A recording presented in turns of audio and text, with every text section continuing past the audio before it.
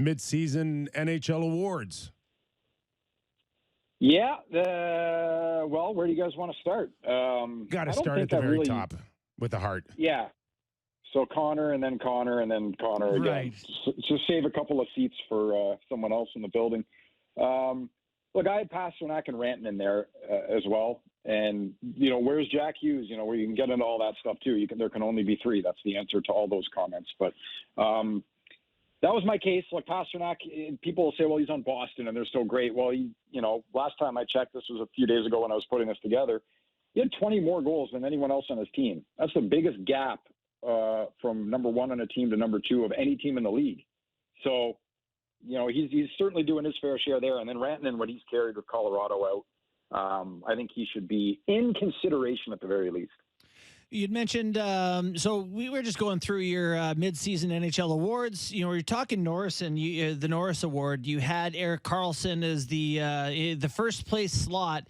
I'm curious because you obviously are aware of his career. Has his defensive game changed or been that much better? Or does it just not matter given how great he's been offensively?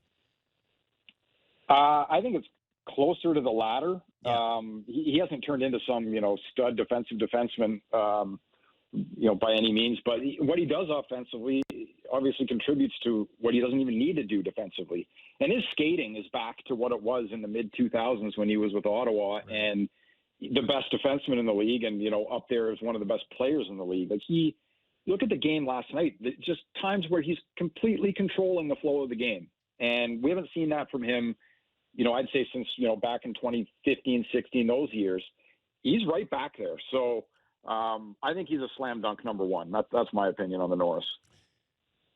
Here's the one thing on Carlson from my perspective is that this guy shines best when there is no clear second banana on his hockey club. He has to be the man. He has to control anything he wants when he's on that sheet of ice.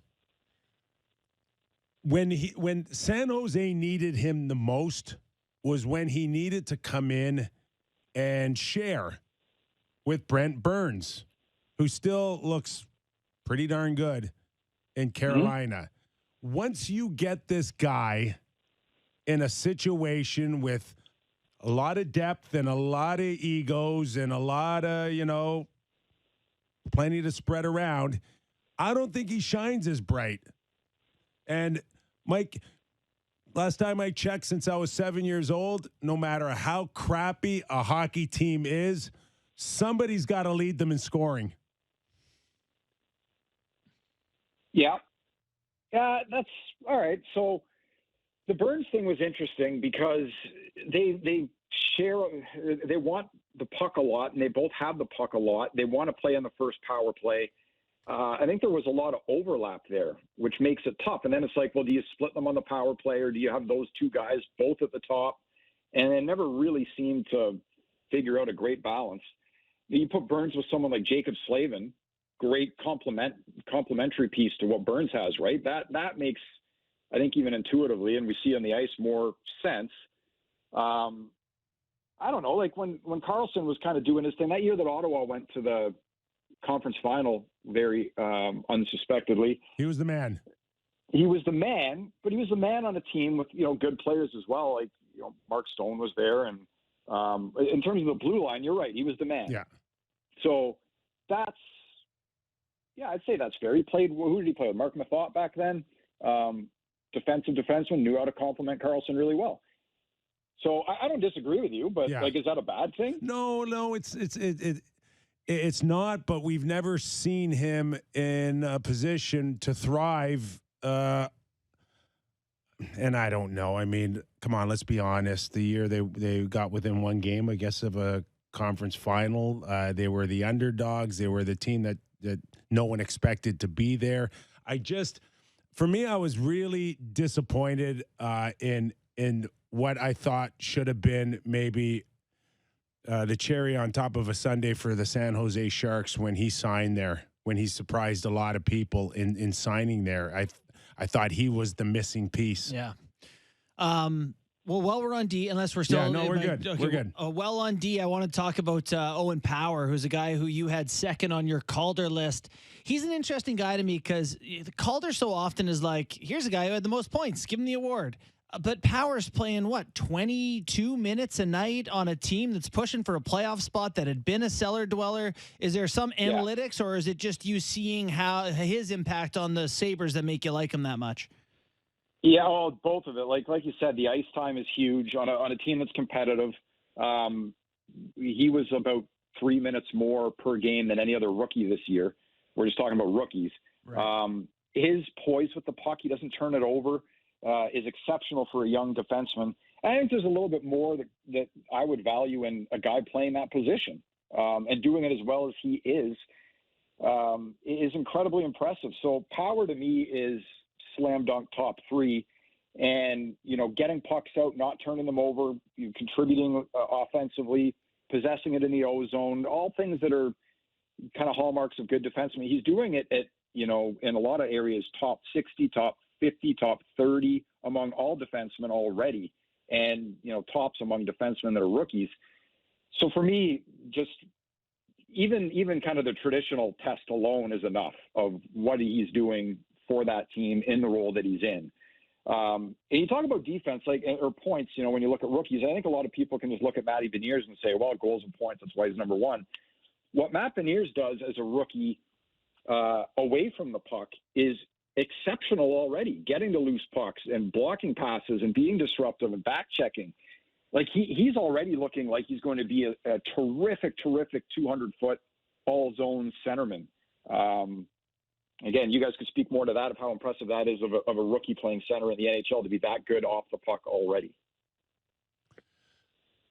So the Vezina, when is Allmark's bubble going to burst here? Buffalo really wants to know. Maybe never on that team. Look, I give Allmark full credit for playing really well this year. One of the things that I really value a lot, I don't value a ton catch-all metrics to evaluate a player. One area that I do is goals saved above expected for goalies, because it takes shot quality into the equation, which is a massively important variable. And Allmark's right up there, kind of top three in the league. So forget the fact that he plays on Boston, which is also a great defensive team. He's also playing really, really well, and his numbers show that. He was good towards the end in Buffalo as well. You just look at some of his numbers there; he was really good. And so I'd have him in the top three. But it's a great race, because I think Allmark, Saros, Sorokin, Hellebuck, Ottinger, any one of these guys can come through with a post All-Star break stretch here and potentially even take it. I think it's a pretty good race. Yeah, it is. It's a really good one. One of the things that you had listed, so your Selke, you had Bergeron, Pettersson, and Deneau. I'm curious about the metric that you guys have for just defensive plays and where Austin Matthews sits on that. You and I have talked about it. I've written about it. He is far and away first in the NHL in this one metric that Sportlogic tracks. How do you value that when considering who's worthy of the best defensive forward in the NHL? A great question. That's something that I think, context matters. So obviously what Austin Matthews does away from the puck and the things that go into that, blocking shots, blocking passes, that's one thing you hear sometimes is kind of funny. It's like, whoa, Austin Matthews blocked 4 shots. It's like, yeah, since he came into the league, he's top 10 blocking shots amongst all forwards, and he doesn't kill penalties. So he does that a lot. But stick checks, all those things go into it. Now, there's things that, I'm always careful, know what you don't know. What are we missing?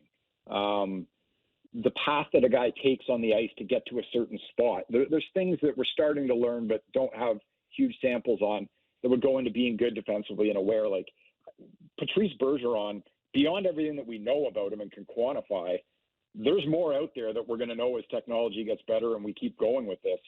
That's going to show how he's still the guy every single year. So yeah, Matthews does show really well in a lot of those areas. He's really good defensive forward. But I look at who you play against as well. Do you kill penalties? Other things to kind of make a holistic view of what my interpretation of that award would be.